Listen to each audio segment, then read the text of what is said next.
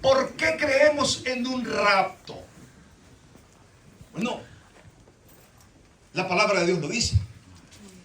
La palabra de Dios lo enseña. Aquí la palabra rapto es la palabra del griego zarpazo, ¿verdad? Zarpazo. ¿Qué significa tomar para sí? Pudiera significar secuestrar. Pudiera significar secuestrar, tomar para sí. O sea, yo voy y me robé una muchacha, ¿verdad? Ese es un zarpazo.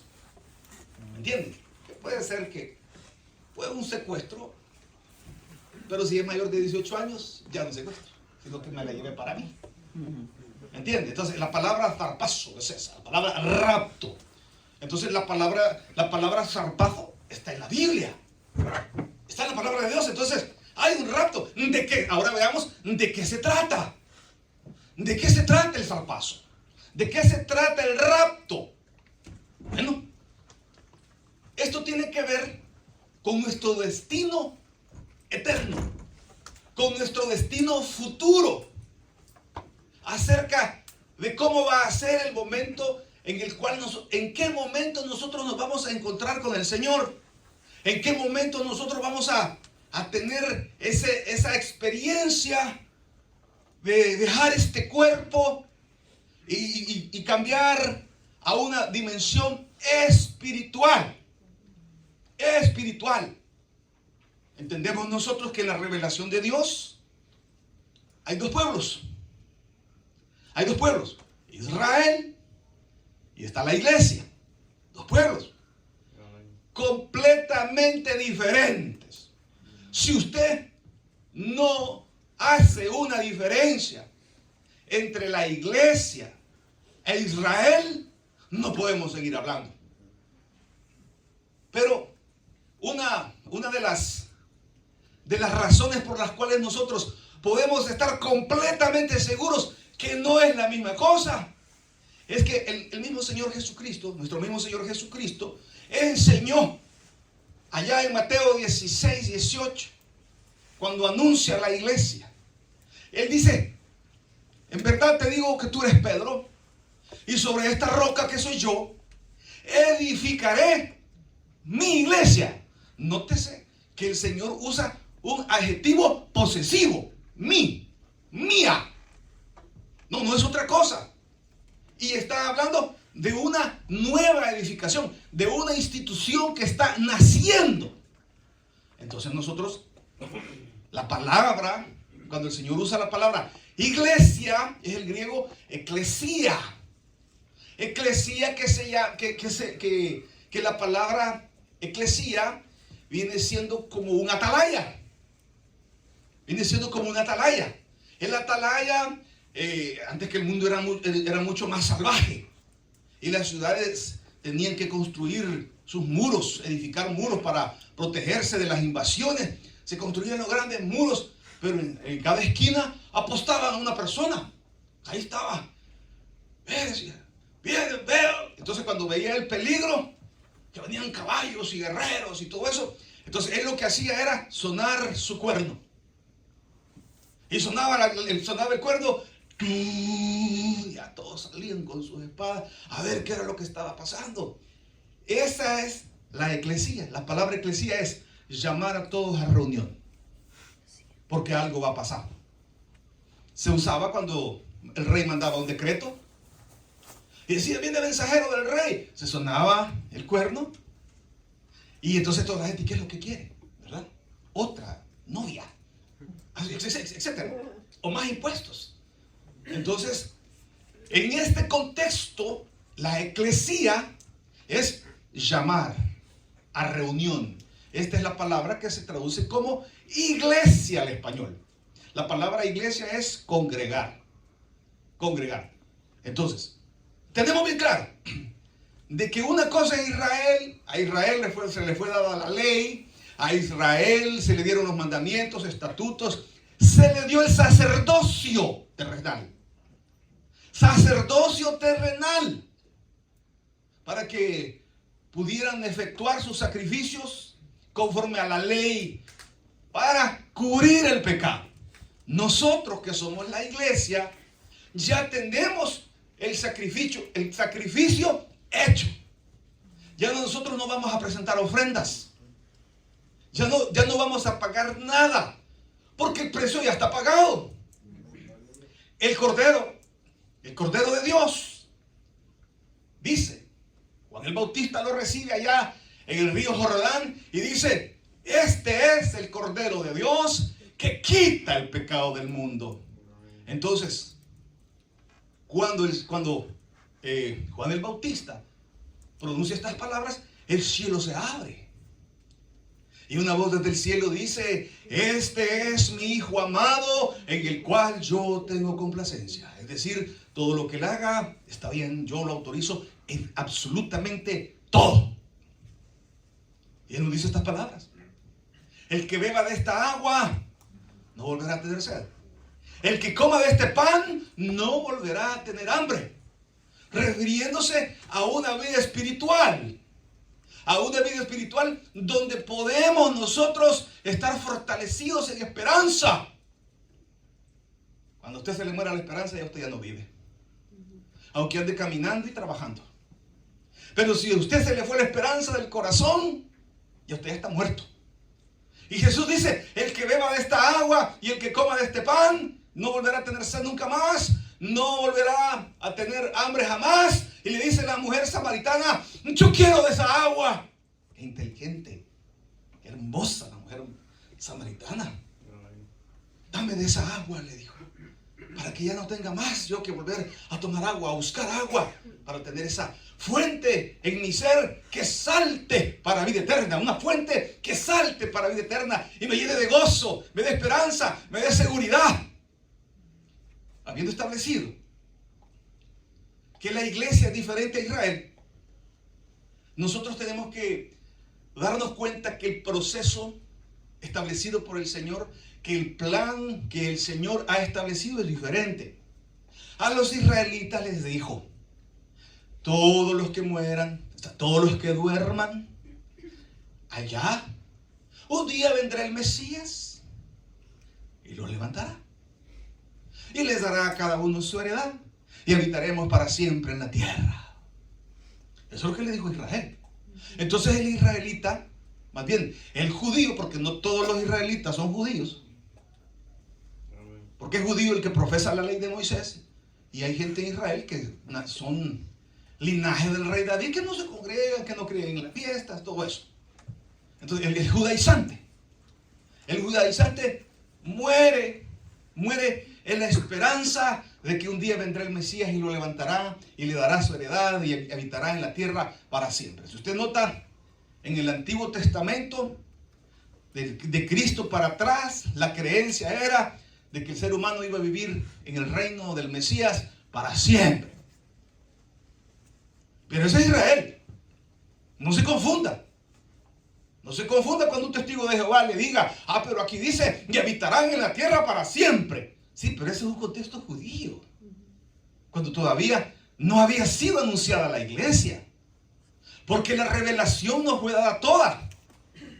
Incluso hablando sobre el futuro, cuando el Señor le habla a Daniel le dice: cierra la profecía, hasta ahí, séllala, porque yo la voy a abrir allá adelante. Hablando de cuando habría de abrir la profecía con Juan, el amado. Entonces, en este contexto de que la profecía es diferente para Israel y para la iglesia, ¿qué se nos dice a nosotros? A nosotros se nos dice: y los muertos en Cristo resucitarán primero. Luego nosotros los que vivimos. El pasaje que acabamos de leer. No es como Israel. No es como Israel. Israel, ellos creen que se van a ser levantados y van a estar en el reino del Mesías. Y de hecho así va a ser. Pero ingresemos a la humanidad, el plan de salvación para la humanidad entera. El plan de salvación para la humanidad entera no es con Israel, es con la iglesia. Es No la iglesia. Y la iglesia predica en todo el mundo. Y entonces, la salvación para el gentil, que somos nosotros, que no somos judíos, la salvación para nosotros es habiendo conocido al Mesías que ya vino. Entonces, cuando nosotros vemos que hay dos planes diferentes, nosotros leemos todo el contexto, leemos toda la Biblia, y eso nos dice a nosotros qué es lo que nosotros vamos a extraer de ahí. Muy bien, veamos, esto es importantísimo. Es importantísimo que usted tenga un puzzle bíblico, un rompecabezas bíblico, y usted lo tome, y usted tome cada pieza. ¿Sí saben qué es un crucigrama? No, ¿qué dije yo? Un rompecabezas, un puzzle. Es que en inglés es diferente porque rompecabezas que usted no puede, no, y usted sí puede. Entonces el puzzle, usted toma todas las piezas y usted lo va armando el cuadro de todas las piezas. En la Biblia, usted tiene que tomar todas las piezas y armar armar lo que se llama el panorama bíblico. O sea, ¿qué es lo que va a pasar en el futuro? Usted lo va a hacer tomando todas las piezas. Entonces, la Biblia dice que va a haber un rapto. Amén. Que personas van a ser levantadas. Que personas van a ser llevadas con el Señor. ¿Quiénes dice el apóstol Pablo que serán? ¿Quién dice? Miren lo que dice. Tampoco queremos, hermanos, que ignoréis, que dice ahí, mire el contexto judío, acerca de los que duermen. Porque el judío, la muerte para ellos es el dormir de la muerte. Acerca de los que duermen, para que no os entristezcáis como los que no tienen esperanza. ¿Por qué? Ahí viene. Porque si creemos que Jesús murió y resucitó, así también traerá Dios con Jesús a los que durmieron en Él. Usted muere en Cristo, el Señor también le tomará y levantará. Miren, por lo que os decimos, por lo cual os decimos esto, en palabra del Señor, que nosotros que vivimos, que habremos quedado hasta la venida del Señor, no precederemos a los que durmieron, porque el Señor mismo con voz de mando, con voz de arcángel y con trompeta de Dios descenderá del cielo, y los muertos en Cristo resucitarán primero y luego nosotros los que vivimos. Ok, ¿cómo es eso de los que ya murieron como iglesia? Ni ellos se nos van a adelantar, ni nosotros no precederemos. Vamos a llegar al mismo tiempo a la presencia del Señor.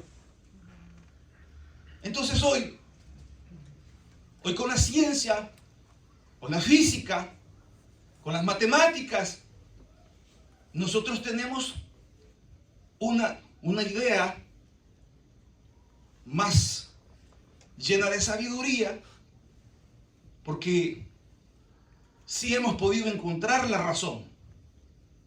Nosotros vivimos en un universo que comprendemos según la capacidad que nosotros tenemos. Una capacidad cognitiva y cognoscitiva. Pastor, ¿y qué es eso?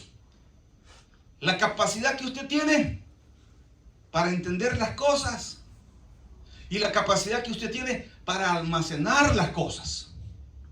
Eso es como una computadora. La computadora tiene su disco duro, su storage, pero también tiene un procesador. Entonces cuando usted compra la computadora, usted ve la capacidad de almacenamiento y usted ve la capacidad del procesador, que es más rápido. Lo mismo pasa con nuestro cerebro. Entonces hoy, con la matemática y la física, nosotros nos damos cuenta de que nosotros vivimos en un universo de tercera dimensión, donde nosotros podemos calcular la profundidad, la altura, la anchura, la profundidad, la longitud, la anchura, la altitud, la profundidad. Entonces nosotros nos movemos en un plano tridimensional. Por ejemplo, la primera dimensión solamente es línea recta, plano, ahí no hay nada, ahí no hay altura, ahí no hay izquierda, derecha, solo hay línea recta. Entonces la línea recta hoy, usted sabe, y todos los científicos saben, y todos los físicos saben, que la línea recta viaja en una dirección perpendicular. Es decir, que usted mide una línea recta con el plomo y se va y termina en el mismo lugar. Porque el universo está ejerciendo una presión. Tanto es así que la luz misma sufre esta presión del universo y la luz viaja perpendicularmente, que fue el gran descubrimiento de Albert Einstein. El pobre Albert, como no tenía cómo mostrarlo, él tenía que fotografiar la luz viniendo del espacio y no lo podía hacer por el sol. Entonces él dijo, esto se puede hacer en un eclipse de sol. Y yo voy a demostrar que la luz no viaja en línea recta, sino en perpendicular. Y entonces se puso de acuerdo con alguien acá en los Estados Unidos que estaba allá en California para fotografiar la luz y darse cuenta que la luz era perpendicular.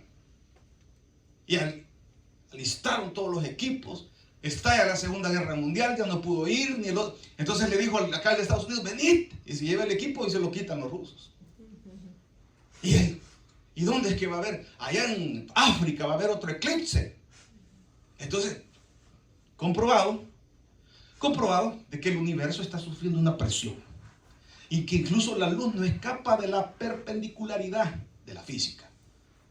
Entonces, ¿por qué le explico yo esto? Porque nosotros tenemos que entender que en primera dimensión, línea recta, segunda dimensión y la tercera dimensión es un cubo. Segunda dimensión es línea recta, altura.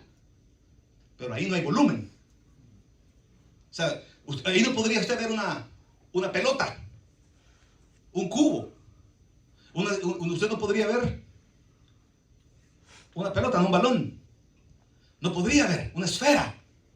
No la podría ver porque sería planita. Solo sería alta y delgada.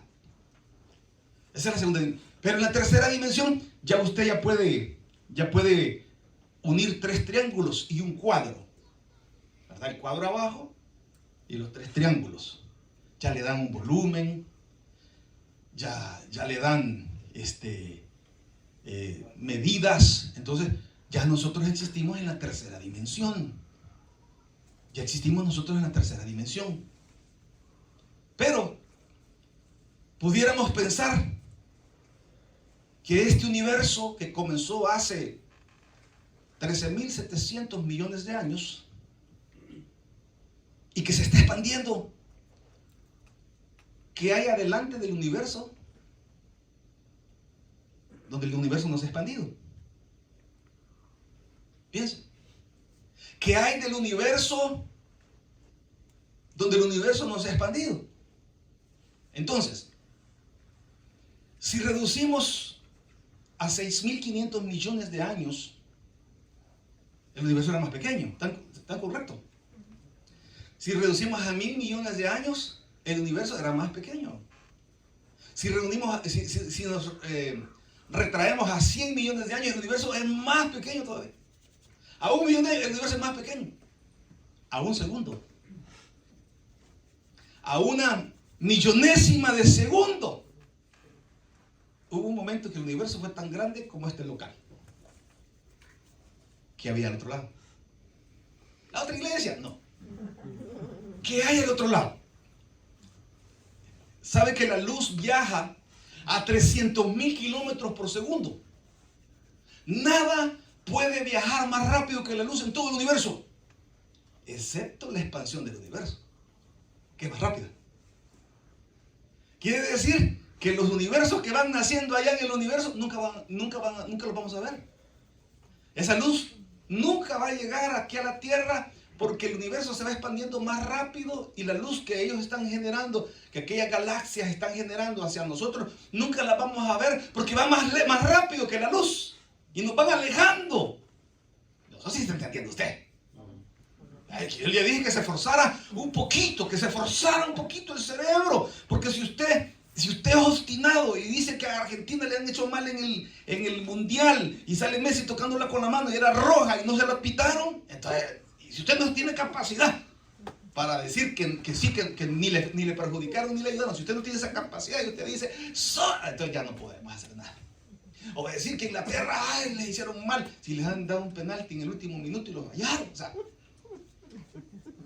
Y ahí, ¿qué culpa le van a echar al árbitro? Ellos son los inútiles. Ese Pepe, si miren, eso era hacer recibe, yo lo pone en la cabeza del bruto. Sí, hombre. Entonces, esfuércese un poquito, o sea, tenemos que ir más allá, esforzar nuestra mente. ¿Por qué le estoy explicando todo esto? Porque allá delante del universo no hay tiempo, ni hay espacio. Eso se llama la cuarta dimensión. Eso se llama la eternidad. Que un día le digo, un segundo, ahora quita el tiempo, ¿cuánto queda de universo? Nada. No queda nada de universo. Entonces, ¿qué está? La dimensión de la inexistencia del universo. Pero Dios sí existe ahí. Pero Dios sí existe ahí. ¿Cómo? Dios sí existe ahí. Entonces, el Señor, cuando allá en la eternidad Él creó a Lucifer. Y lo creó casi igual a Él. Y Satanás, siendo casi igual a Dios, dijo, encontró en Él el orgullo. El orgullo lo encontró. ¿Dios tiene orgullo y Dios tiene maldad? Sí. Dios tiene maldad. Pero cuando lee sobre su disco duro, Él no puede leer la maldad porque Él es bueno. Entonces Dios no puede leer la maldad porque su naturaleza es buena. Sin embargo, Satanás sí pudo leer la maldad. Y dijo, voy a ser igual que Dios. Y convenció a 1/3 de los ángeles para que se sublevaran. Y los convenció a todos. Y eso pasó allá en la eternidad. Eso pasó antes de la existencia. Eso pasó allá. Y ¡pum! El Señor vino y en su omnipotencia los metió en cárceles eternas para que nunca más puedan salir. Pero creó al hombre. ¿Para qué lo creó? Para que le adorara. Pastor, entonces Dios es un gran egoísta. Sí. A Dios le gusta que lo adoren. Esa es su naturaleza. Le guste a usted o no le guste. Esa es su naturaleza. Él creó al hombre para que lo adorase. Para eso estamos nosotros. Para adorar a Dios. Pero el hombre también salió con una pata más larga que la otra. Le dijo, así que no, hijo, mira, le dijo. El Señor les ha dicho de que no, si no es eso, le dijo Satanás. Si no es eso, le dijo, lo que Él quiere decir que si ustedes desobedecen, van a ser igual que Él. Y mírenme a mí, miren. Y entonces le dijo a la mujer, se la convenció. Al hombre no lo hubiera convencido. Sí. Y le dijo a la mujer, así que Dale. Y ya se acercó y le dijo, mira, le dijo, qué bonita la manzana. Y está ahí, aunque si hubiera sido El Salvador, hubiera sido mango, ¿verdad? Mira qué rico el mango, porque dice que, no dice el fruto pues, pero sí dice el fruto.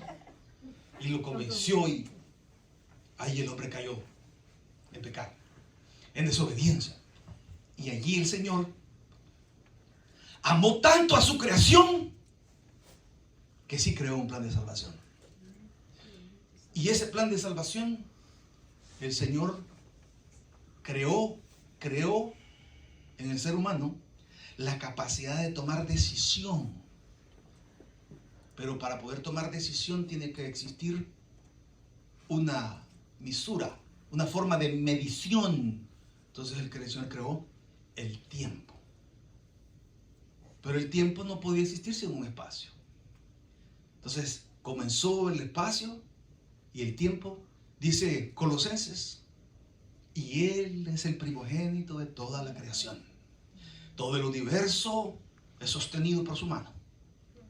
Entonces, cuando el Señor hace esto, el primero en existir, ¿quién es? ¿Quién es? ¿Quién es? Dios. El mismo Dios. Él está en una dimensión eterna. Y cuando abre la dimensión de la existencia, el primero en existir es Él. Es Él. Entonces, entra a este universo y ya existe Él. ¿Qué había antes de tiempo? Nada, pero había la dimensión eterna, la dimensión del pensamiento. Hagamos un ejercicio. Piense ahorita usted en un castillo, el castillo más grande que usted se puede imaginar. Ok. ¿Cuánto pesa? ¿Cuánto espacio abarca? ¿Cuánto tiempo lo pensó? No, si no existe. Ok, esa es la dimensión eterna. Nosotros a través de la mente tenemos contacto con el pensamiento de la dimensión eterna. Entonces, fuera de este universo existe nuestro regreso a la eternidad. Cuando usted muera, no va a ir a una sala de espera, sino que usted está viendo el tiempo hasta allá, ¿verdad? Usted lo está viendo de aquí hasta allá, o de aquí hasta allá. Usted ve la gran regla del tiempo. Pero cuando usted se va a la eternidad, esa regla se pone de lado. Entonces usted sube un punto. Ese punto es el presente absoluto. Ahí ya ocurrió todo, ya pasó todo. Ahí ya no hay pasado, presente ni futuro. Ahí solo hay un presente absoluto que se llama eternidad. Entonces cuando usted se muere, cuando yo me muera, nos separamos de tiempo y espacio y nos vamos para allá. El apóstol Pablo dice en 1 Corintios 14, ¿verdad? Eso no lo busquen. Dice, están hablando de presumir el evangelio, están hablando los grandes teólogos. No, permítame, dice. 2 Corintios.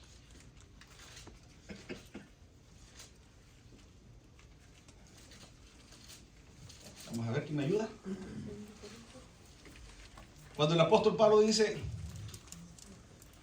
hace 14 años sin el Espíritu no lo sé.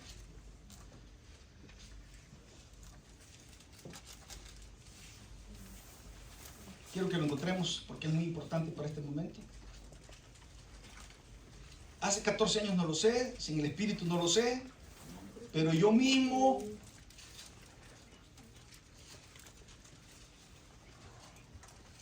sí, es 1 Corintios. Vamos a ver la presencia del amor, dones espirituales. 2 Corintios 12:2. 2 Corintios 12:2. Muchas gracias. Mire lo que dice ahí. 2 Corintios 12:2. Conozco a un hombre en Cristo. Mire qué interesante.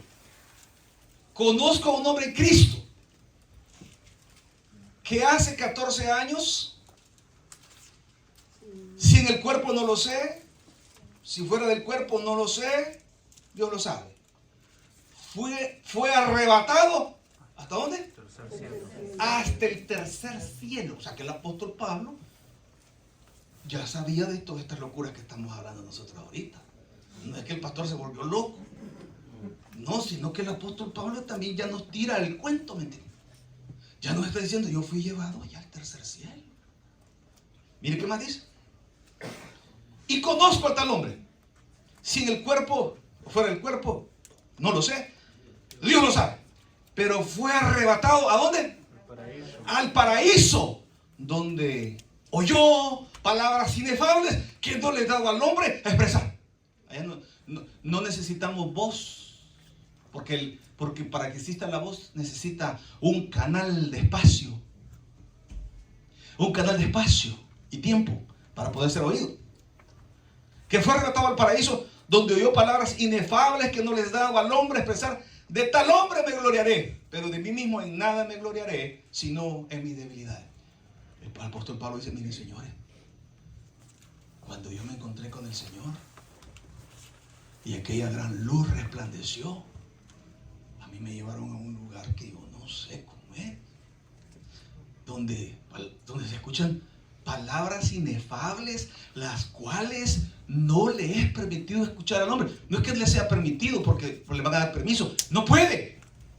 No tenemos la capacidad de estar, no tenemos la capacidad de ir al centro del sol. No tenemos esa capacidad. Me decía a mí mi nietecita, y si vamos de noche, me decía. Entonces, no tenemos, humanamente, nadie ha visto a Dios y ha vivido. No tenemos, nos desintegraríamos. El único que lo vio cara a cara fue Moisés. Y cuando regresó del monte Sinaí, el hombre traía un resplandor increíble, porque se había entrevistado con el Señor. Entonces, estos asuntos físicos, científicos, no es nada de ignorancia con respecto a lo que nosotros tenemos en la Escritura. Entonces, habiendo determinado el apóstol que él estuvo allá en el paraíso, nos compete a nosotros decir, ¿y dónde queda? ¿Y dónde queda? Ahora bien, habiendo establecido este fundamento, quiero decirle que tanto Israel como la iglesia vamos a ir a esa eternidad. Amén. Pero no en el mismo tiempo terrenalmente hablando. ¿Por qué? Porque la promesa para Israel es despertar del dormir de la muerte y tomar su heredad, donde Cristo va a gobernar. ¿Ok? Entonces nosotros ya tenemos una pieza del panorama bíblico donde decimos una cantidad de personas muertas y vivas serán levantadas por Dios. Amén. Ok. Pero también Mateo 25 habla, Apocalipsis 19 habla de que el rey vendrá sobre un caballo blanco, y en su muslo un nombre que dice: este es el Verbo de Dios. Y entonces dice que y toda la humanidad le verá, dice, le verá, toda la humanidad le verá, al cual traspasaron. Pero entonces, ¿y los que se han levantado, pues? ¿Y los que van a ser levantados? Ya me complica la situación a mí. Si viene el rey a poner su reino, y entonces ¿cuándo es que levanta a aquellos, pues? Entonces ya no va casando la situación, hasta que yo hago una separación entre la iglesia e Israel. Viene para Israel. Viene para Israel a poner su reino, a decirle a todos los israelitas: resuciten. Y esos se van a levantar de la muerte del dormir de la muerte y van a tomar su posición. Apocalipsis capítulo 20 dice, y la bestia, Satanás, el diablo, la serpiente, el mentiroso, fue amarrado 1000 años. Y un príncipe gobernó 1000 años juntamente con Israel. Hombre, aquí es donde en estos 1000 años es donde el Señor le va a cumplir las promesas a Israel. Y dice que David será levantado y será virrey juntamente con Cristo. El Señor en su trono y David en Jerusalén. 1000 años. Mire qué increíble. Pastor, ¿y eso cómo lo sabe? Ahí está en la escritura. Hay que ir tomando todos los eventos y irlos poniendo. Entonces, como estamos hablando de un rapto, el rapto tiene muchas características. Y para ir avanzando más, vamos a poner un cuadrito que tenemos ahí para que usted entienda. Ahora vamos a entrar en materia. Hay un rapto, pero también está la segunda venida del Señor. Físicamente, donde el mundo le va a ver. Ahora establezcamos nosotros. Hay infinidad de pasajes, como usted ya leyó la Biblia de pasta a pasta, usted ya sabe, ¿verdad? Porque podríamos poner 200 versículos bíblicos acá. Diferencias entre el rapto y la segunda venida. En primer lugar dice que viene como ladrón en la noche. Sí, ahí dice, si el padre de familia supiese a qué hora va a llegar el ladrón, tendría el machete en la mano. ¿Lo han leído? Tuviera el machete. No se fue. Si el padre de familia supiera que el ladrón va a entrar, así como le pasó a este Sterling de la selección inglesa, que él jugando allá al mundial le fueron a golpear a la familia, a la mamá, a la esposa, a los hijos, papá, y le robaron 300.000 euros los ladrones. Si él hubiera sabido, no se va para el mundial, se queda esperando al mundial, a los ladrones. Si el padre de familia supiese a qué hora llega el ladrón, no se descuidaría.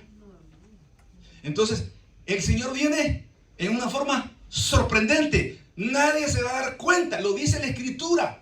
Nadie se va a dar cuenta. Estarán unos, dice, casándose, dándose en casamiento. Ahí los homosexuales, lesbianas, ya van a estar bien posicionados en la iglesia y permitiendo, y los pastores, a causa del diezmo, permitiendo todos los desórdenes que pueden haber, habidos y por haber. Ya van a bailar cumbias en el púlpito. Porque parecido es pura coincidencia. Evitamos el nombre de los protagonistas para no ofender. Hermanos, y entonces el Señor vendrá en un abrir y cerrar.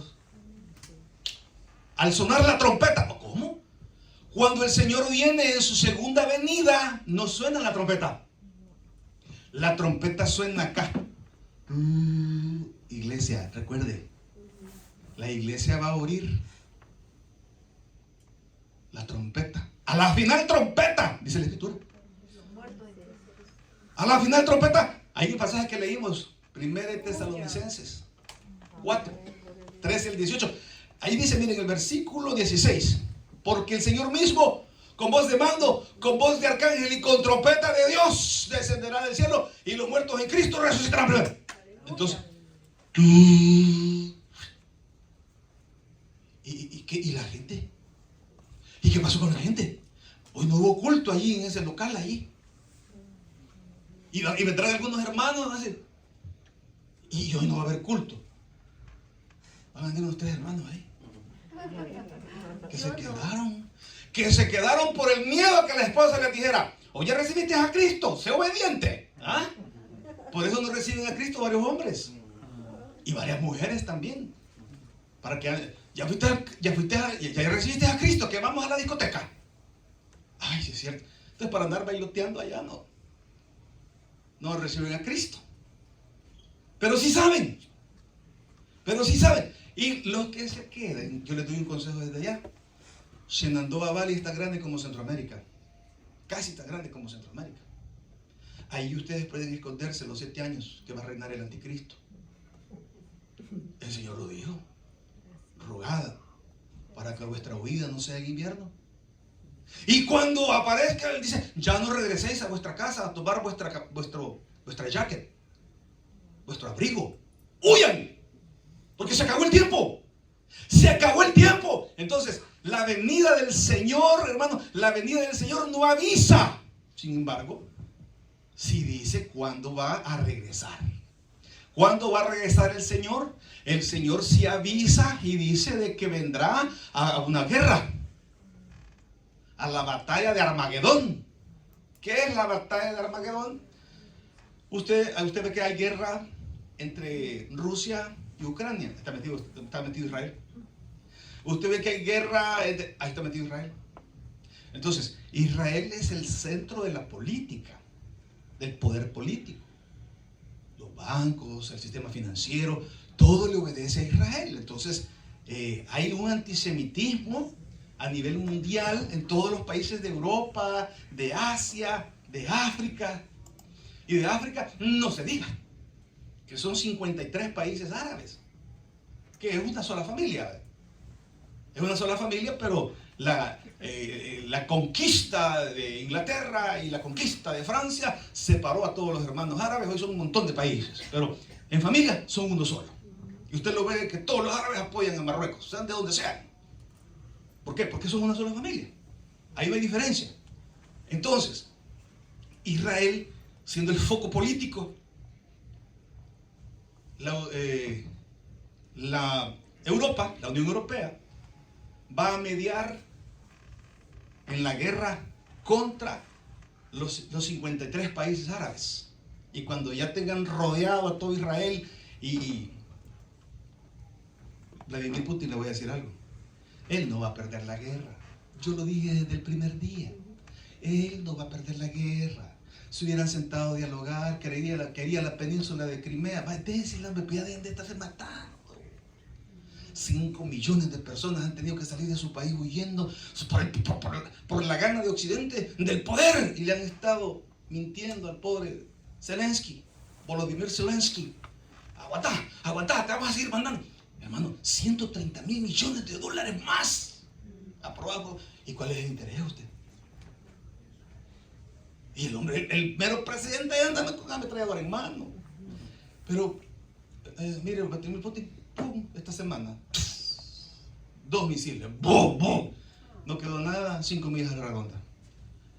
El ataque nuclear ya se va haciendo una posibilidad, dijo él. Mire. Y mire lo que pasó. Me llama mi hijo, me dice, ¿sabes lo que pasó? Cayeron 2 misiles, me dicen, en Polonia, que Polonia ya es la OTAN. Y ahí, ¿me entiende? Tocar el avispero o tocarle los huevos a la gallina.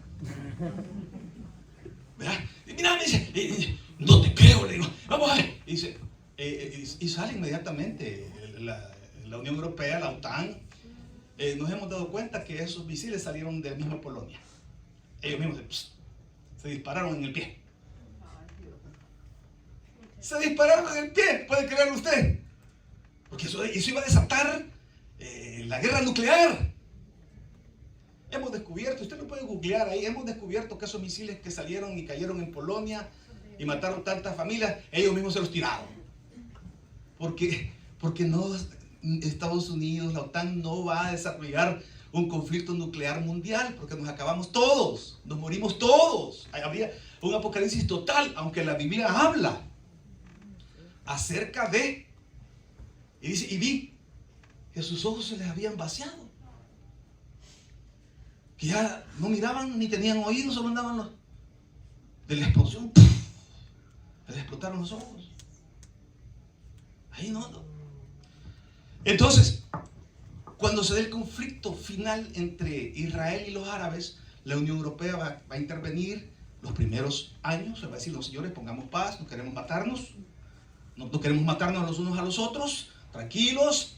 Pero el líder de la Unión Europea, que les proponga, que esté mediando entre Israel y los árabes, el líder de la OTAN y de la Unión Europea, le va a decir, tranquilos, pero va a llegar un momento en que se le va a permitir a los israelitas levantar el templo en la mezquita de Omar, que es el monte de Sión, que es una montañita que compró David a los de Jebús. Se los compró. Y en esa montañita allí hizo el templo. Pero con todas las diásporas que ha sufrido Israel. Cuando ellos regresaron, ya estaban los musulmanes ahí. Entonces, allá adentro, abajo de la mezquita de Omar, allá adentro está el templo. Entonces ellos llegan a una salidita que le llaman el muro de los lamentos, porque allá al fondo, allá está el templo. Allá está el templo. Entonces este hombre va a negociar la paz y va a hacer que quiten la mezquita de Omar, van a levantar otra vez el templo, que ya están todas las piezas solo para montarlas. Todos los años Israel separa 70 niños vírgenes y los mantiene ahí para que cuando se construya el templo, esa generación entra inmediatamente al templo, como los sacerdotes, como el sumo sacerdote y los demás sacerdotes para oficiar todo lo que estaba en el Antiguo Testamento. Todos los años Israel deja un grupo de niños, cada generación, cada año, para que si este es el año, cuando cumplan 30 años, porque tienen que tener 30 años, y ahorita hay niños de 30 años, este año cumplen 30 años, un grupo de niños que Israel ha preparado, los ha mantenido separados en un monasterio, para que, solo preparándolos en la ley, para que cuando ya sea el momento que se reconstruya el templo y caiga, entonces ahí va a permitir, la OTAN le va a permitir reconstruir el templo, y entonces este bandido va a venir y va a entrar, es decir, yo soy el Mesías. No, le van a decir, no, usted no es el Mesías. Y entonces comienza a haber una persecución mundial. Ejemplo, El Salvador. El ejército capturando a todo el mundo. Eso es una prueba de lo que va a pasar a nivel mundial. A nivel, pastor, mire, si yo no me hubiera dado cuenta que ya pasó en un país, ¿quién quita que puede pasar a nivel mundial? Sacazón, hoy, cerco militar, casa por casa, sacando uno por uno, entrando hasta debajo de la cocina, en los roperos, en los closets, buscando. Eso es idéntico a lo que va a pasar. Es idéntico a lo que va a pasar. Van a andar sacando a la gente. Y usted dice, es cierto, tantas veces que fue al tabernáculo y no quise recibir a Cristo. Entonces cuando Juan pasa allá en la eternidad y ve una gran multitud con unas palmeras y vestidos de blanco, le pregunta al ángel, ¿y esos quiénes son? Tú lo sabes, le digo. Estos son los que tuvieron que pagar su salvación con el testimonio de Cristo. Que cuando los atrapó el ejército mundial que andaba sacando a la gente de sus casas y poniéndoles el sello de la bestia, ellos dijeron no, entonces a la muerte. Y los llevaron a la guillotina. Entonces, cuando el Señor regresa, es al final de la tribulación, dura 7 años de 360 días cada año, según el calendario anterior, porque la profecía fue dada en el calendario anterior, ¿verdad? Entonces, al final, cuando Israel está cercado por todas estas naciones, no me quieren como Mesías, ahorita van a ver. Y dice el Señor en capítulo 24 de Mateo, y dice, y cuando veáis la abominación desoladora de la cual habló el profeta Daniel, el que lee entienda. Porque 2 siglos antes, Sixto Flavio Vespasiano IV, él entró al templo. Aquí es donde hacen el sacrificio del cordero los israelitas, y agarró un tunco, un chancho, un marrano, y entró al lugar santísimo y lo degolló y echó la sangre de un cerdo, el animal más despreciado por Israel, más inmundo en Israel, y se burló. Entonces Jesús dijo, y cuando veáis la abominación desoladora, aquí es, hijo lindo, cuando el hombre diga yo soy el Mesías. Entonces al final Cristo viene justo para la batalla de Armagedón. Armagedón es un valle que tiene 16 kilómetros de ancho por 20 de largo. Cuando yo fui a Israel, como fui por la fe sin dinero, pastor, ¿y qué nos trajo? Yo agarré, mire, un montón de piedras de Armagedón. Hermano, les traigo una piedra del valle de Megiddo. Mira. Y hubo un hermano que le mandó a hacer unas cajitas de cristal. Ahí está, valle de Megiddo. Y mire que ingenioso, más yo, pues, ¿verdad? Yo pura, dime, ¿qué piedra le llevé? Piedra le llevé de recuerdo, y yo no llevaba dinero, hermano. Hermanos, entonces allí allí va a ser la reunión de toda ahí va a ser la gran batalla. Y entonces va a aparecer en un caballo blanco. Va a aparecer en un caballo blanco. Gloria a Dios. Los israelitas tienen una alabanza bien hermosa. A mí me súper encanta, que dice: Ose Shalom Viruba, Uyase Shalom Aleku, El Hako Israel, Bin Biru, Runo Bajim, Yase Shalom, Yase Shalom. Esa alabanza es cuando viene el Mesías en caballo blanco, descendiendo a la guerra. Y los va a atacar, les va a lanzar misiles. Dice la Biblia que desaparecieron todos. Los matará con el espíritu de su boca.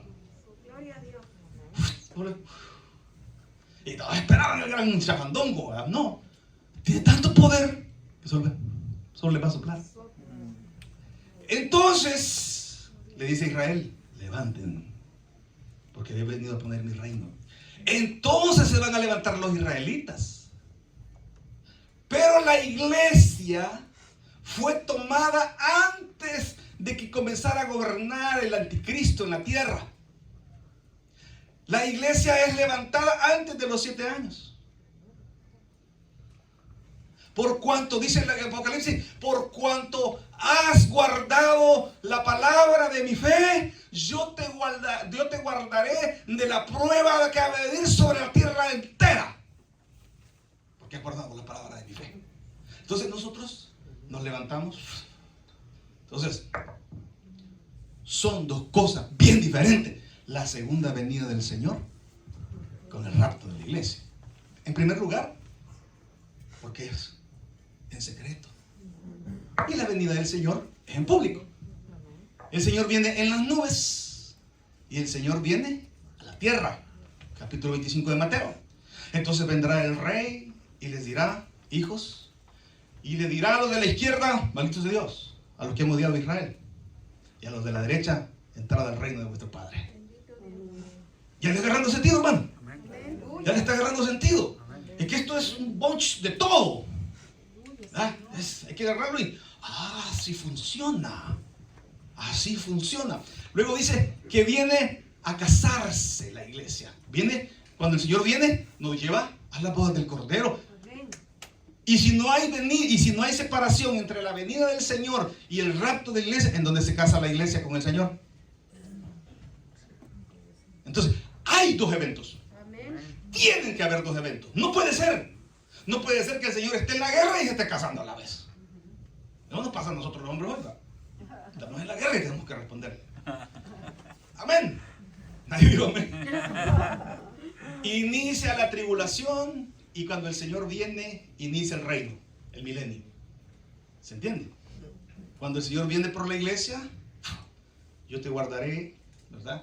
Por cuanto nosotros, dice Tesalonicenses, por cuanto nosotros hemos sido reservados para salvación. Nosotros hemos sido reservados para salvación. Entonces el Señor nos va a levantar, nos va a quitar. Se va a quedar el que no quiso. No. Yo visito. No. La otra vez. Amén. Inicia la tribulación, allá inicia el milenio. La venida del Señor es inminente. O sea que puede ser hoy esta noche. Puede ser hoy esta noche. Sin embargo, el milenio sí tiene exactamente qué es lo que va a suceder. 7 años va a gobernar Satanás. Sí sabe en qué momento va a venir el Señor. El rapto no. Entonces hay diferencia. Es un mensaje de consuelo, viene a levantar a la iglesia para estar siempre con Él. Y cuando venga el Señor, viene a darle un gran agasajo a la humanidad en la segunda venida.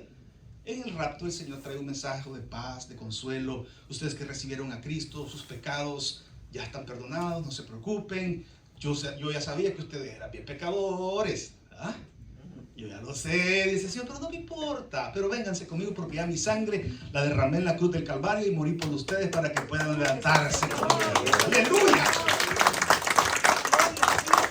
Entonces, en el rapto, el Señor trata con la iglesia, con los escogidos, con los que hemos nacido de nuevo. Y en la segunda venida es con Israel y con el mundo. Antes de la tribulación, el Señor premia a los cristianos. Bueno, mire, usted trabajó 40 años en el ministerio, aguantó hambre, a usted le dio gastritis, usted trabajó, a usted se burlaron, usted estaba ganando almas y le decían, ¿dónde tenés la cerveza y los chicharrones? Y yo decía,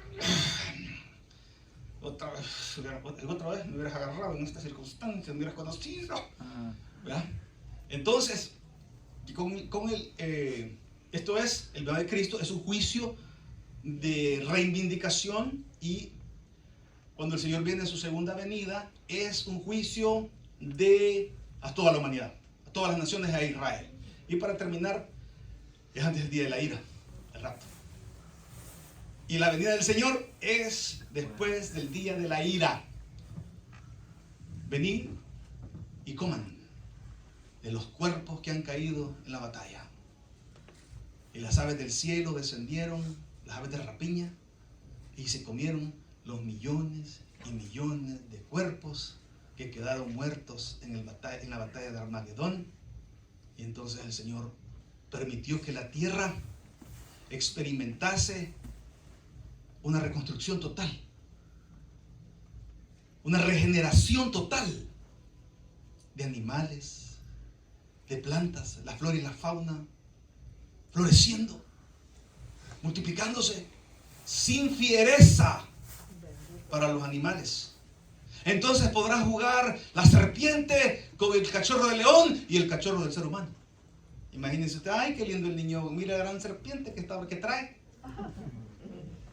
Ay, mira el niño subido en el león. Así que es un día, si dicen los testigos de Jehová que en 1914 que el Señor se iba a entronar en el reino, ellos habían calculado que era 1914. Y en lugar de ser entronado el Señor, fue la Primera Guerra Mundial. Entonces dicen ellos, es que fue tanto el impacto allá en la eternidad que aquí se desató la Primera Guerra Mundial. Ok, ya estamos en el reino. Va a meterse a la jaula del león y súbase en él. No le va a pasar nada porque allá de la fiereza se le habrá ido el animal. Entonces, convénzame de que el león no le hace nada y sí le creo. Amén. Pues ya te dejan cosas, hermanos, uno de teólogo. Entonces, mis queridos hermanos, actualmente hay una campaña de desinformación. Recuerde que la secta más grande del cristianismo, la secta más grande es amilenialista. Es decir, para ellos no hay milenio, para ellos no hay rapto, para ellos no hay nada, para ellos simplemente la teología de la liberación. No, todo esto que nosotros estamos platicando, eso no existe en la Biblia. No existe en el infierno. No hay condenación. Sigan pecando. Actualmente la iglesia está sufriendo este bombardeo. No, hombre, si están equivocados. Mire, ha sido mi intención que usted, esto yo sé que es tan grande de estudiar, pero le he dado algunas cositas para que usted diga, hay diferencia entre la venida del Señor y el rapto de la iglesia. La iglesia es levantada en el inicio de los 7 años de la tribulación y regresa con el Señor. Oh, veamos ese pasaje. ¿Cómo dice? Sí, usted y yo venimos con el Señor. Detrás de ese caballo blanco, ahí venimos usted y yo. Ahí venimos usted y yo. Vamos a buscar un pasaje muy lindo para ir terminando. Apocalipsis 19:14. Ahí está usted. Ahí está usted. Amén. Y los ejércitos celestiales, vestidos de lino finísimo. ¿A quién se le ha permitido que vista de lino fino? A su esposa. ¡Aleluya! Entonces, ¿por qué sabemos nosotros que los que vienen con el Señor es la iglesia? Porque somos nosotros vestidos de lino. ¿Y vestidos de? El lino fino. Entonces, a la esposa que se le permitió vestirse de lino finísimo, ahí viene con el Señor detrás. Aleluya. Aleluya, iglesia. Ahí venimos. Gloria a Dios. Entonces dice, y los ejércitos celestiales, vestidos de lino finísimo, blanco y limpio, le seguían en caballo blanco. Qué hermoso, hermano. Cuando ya todo esto pase, como dijo Salomón, la vida es dolorosa. Y la única forma con que usted puede sentir un poco de refrigerio es viniendo a Cristo. Amén. Cree en el Señor Jesucristo y serás salvo tú y tu casa. Y vendrán a tu vida días de refrigerio. Aleluya. Sí, Señor. Cuesta vivir, hermano. Levantarse todos los días. ¿Y qué le queda al hombre? De todo el esfuerzo que hace. De madrugar por el pan y comer. No le queda más que emborracharse. Así dice. Así dice la Escritura. Ya no borrar. Mire, naveguen, dice. Naveguen en su olor, dice el Eclesiastés. O sea que por bonito que esté aquí cuesta. Amén. Hasta a Elon Musk le cuesta vivir. El hombre más rico del mundo. Le cuesta vivir. ¿Por qué? ¿Por qué? Porque todavía hay leyes. Todavía hay moral. Todavía hay un orden social. No son reyes tampoco. No son reyes. No son Saddam Hussein, que cuando no clasificaba a los seleccionados de fútbol de Irán, los colgaba a todos y les pegaba. Y les pegaba, imagínense, ¿por qué? Bla, bla. ¿Y qué iban a hacer? O Gaddafi. Gaddafi, como era el hijo del rey, él era el capitán de la selección. Mire, el dueño de la pelota. No, aquí hay leyes en este mundo. Hay leyes. Entonces, cuesta vivir. Entonces, la alternativa para la humanidad es que vengan días de refrigerio. En Cristo se vive diferente. Ya conociendo todo esto, hermano, yo no sé cuándo me voy a ir. No sé cuándo voy a partir. ¿Verdad? No sé cuándo. Pero como me dijo mi hermana Sonia, a mí no me da miedo morirme, porque al morir me voy a ir a ver conmigo. Mire. Yo me quedé impactado. Sí, me dijo. Hay gente que tiene miedo. No, me dijo. Mi hijo dice, no sé de él. Desapareció y ya no supe de él. Me contaron que para allá lo llevaban, engañado. Así que a mí no me da miedo morirme. Cuando me muera, me iré a ver con él, porque él era creyente también. Gloria a Dios. Hermano, qué hermosa esa dimensión. Qué linda esa dimensión de estar bien seguro, hermanito. Bien seguro que todo esto que estamos hablando aquí ha sido pura revelación del Espíritu Santo. Ha sido algo real. Y aquí está, lo podemos comprobar nosotros en cualquier ciencia, dice la Escritura. Y que en todos seas enriquecidos en toda ciencia y sabiduría y conocimiento, dice la Escritura. ¿Para qué? Para que usted pueda disfrutar de esta esperanza. Amén. Para que usted pueda, ya no es aquella, eso te diablo, hermano, no lo haga. No, ya no. Ahora es otra cosa. Ahora tenemos que viajar a otras dimensiones como iglesia, en intelecto, en conocimiento, porque nosotros somos científicos de la palabra. Somos científicos. Entonces, mis hermanos lindos y queridos, el Señor viene pronto. La pregunta es, ¿está usted preparado para ese día que el Señor levante a su iglesia? A usted que está viendo a través de este medio, ¿está usted preparado para que el Señor le levante? Porque si no, hoy es el momento de decidir. Hemos tocado mínimamente